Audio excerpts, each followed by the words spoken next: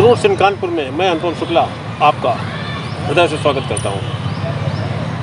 तो साथियों, वो चौपाई तो आपने सुनी होगी, अस्थि चर्म मैं देह मम तामे ऐसी प्रीत होती कहूँ जो राम मत होती कहूँ जो राम पद होती न तो वो बीती। कुछ याद आया श्रीमान?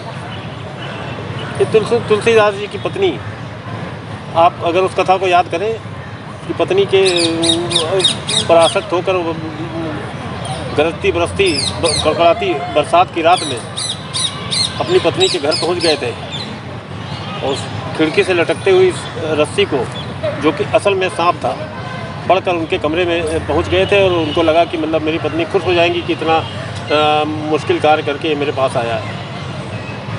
तो देखिए श्रीमान, वो एक गृहिणी थी, लेकिन एक गृहिणी के अंदर भी कितनी उन्होंने मार्के की बात की है, जो आज भी इतने सालों बाद भी सबके ऊपर लागू होती। उन्होंने क्या कहा श्रीमान?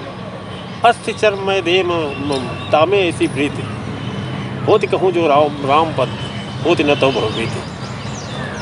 इसका अर्थ श्रीमान ये है कि हड्डी और मांस के बने हुए मेरे शरीर में जो तुमने आसक्ति इतने जागृत कर रखी है, अगर वही आसक्ति तुम्हारी राम के पद में होती, राम के चरण कमलों में होती, तो तुमको ये बार बार के जन्म मरण से छुटकारा मिल जाता, इस नश्वर संसार से तुमको मुक्ति मिल जाती। तो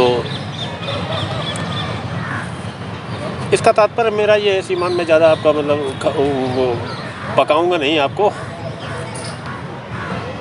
श्रीमान 24 ही घंटे मिलते हैं हमारे पास, 24 ही घंटे और एक निश्चित लाइफ है सर।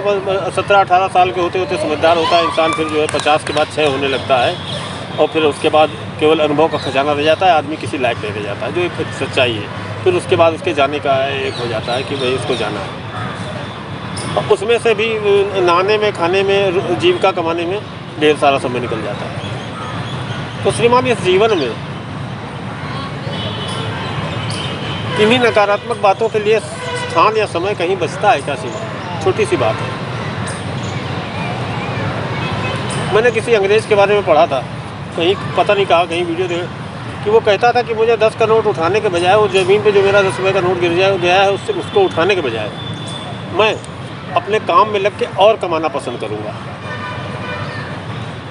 तो ये एक छोटी सी बात थी, उदाहरण था। रुपया गिर जाता है तो उठाना चाहिए, मेरा तो सोचना है, लेकिन उसका भाव क्या है? कितनी चीज़ें हमारे लुभा के नकारात्मक चीज़ें श्रीमान आती रहती हैं, और उन नकारात्मक चीज़ों में अगर हम उलझे तो दिन का मेजर पार्ट हमारा निकल जाएगा। तो तुलसीदास की पत्नी ने जो उनको सबक दिया, उसके बाद वो जाके बन गए तुलसीदास। जैसे राम का नाम लिया जाता है, जब जब राम का नाम लिया जाएगा तो रामचरितमानस और तुलसी का भी नाम आएगा।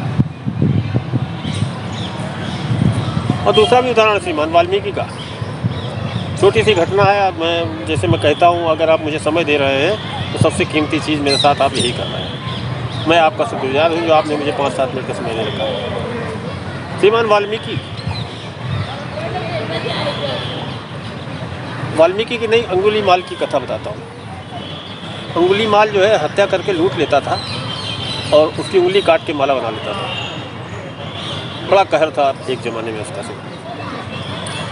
तो महात्मा बुद्ध अपने शिष्यों के साथ एक बार जा सुनिए, इसलिए सर ये सब सुना हुआ है, आपने भी सुना हुआ, आपने भी पढ़ा हुआ है, बस मानस पटल में जाके छुप जाता है। उसी की याद ताज़ा दिलाने के लिए मैं आपके सामने उपस्थित हुआ हूँ। तो वो लूटने के लिए आ गया, बोला मार डालूँगा, तुम्हारा जो कुछ है तुमसे छीन लूँगा, मैं अंगुलीमाल हूँ, ये देखो उंगलियों की माला मैंने पहन रखी है।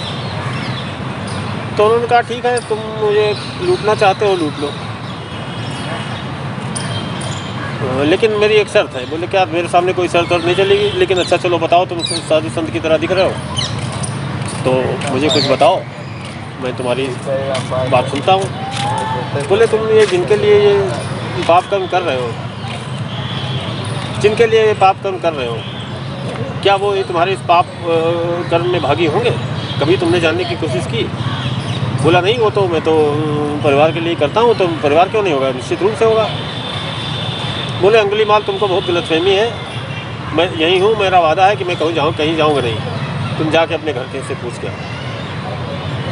तो खैर वो तो कथा आपको सर पता ही है। घर गए आप, उन्होंने पूछा कि जो मैं पाप कर्म करता हूँ तुम लोगों का पेट पालने के लिए, तुम लोगों को अच्छा रहन सहन देने के लिए, तो इसका जो पाप मुझे मिलता है उसके तुम सहभागी हो कि नहीं। तो श्रीमान एक स्वर में उनकी पत्नी उनके बच्चों ने उनसे मना कर दिया कि नहीं, आप मेरे पिता हैं, आप मेरे पति हैं, आपका ये कर्तव्य है कि मेरा पेट भरण पोषण हम लोगों का करें, लेकिन इस कर्म में आप कोई पाप करते हैं तो इसके पाप के भागी आप ही होंगे।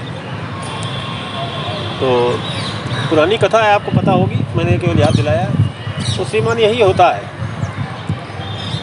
सामने हमारे सारी बुराइयां अच्छाइयां सब लहरा रही होती हैं।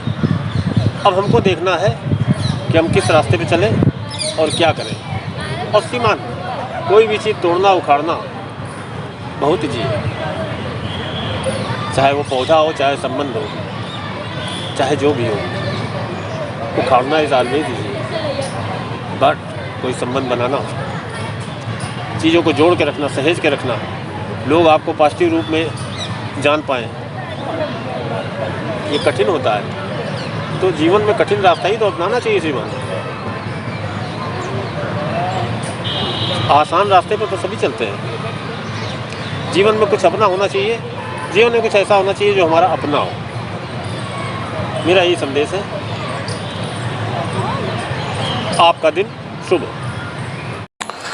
हमारे वीडियो को आपने पूरा देखा, इसके लिए थैंक यू सर। अगर अच्छा लगा हो तो सब्सक्राइब करिए, लाइक करिए, शेयर करिए, क्योंकि खुशियाँ सर बांटने से बढ़ती हैं। तो आज की वो यात्रा यहीं तक।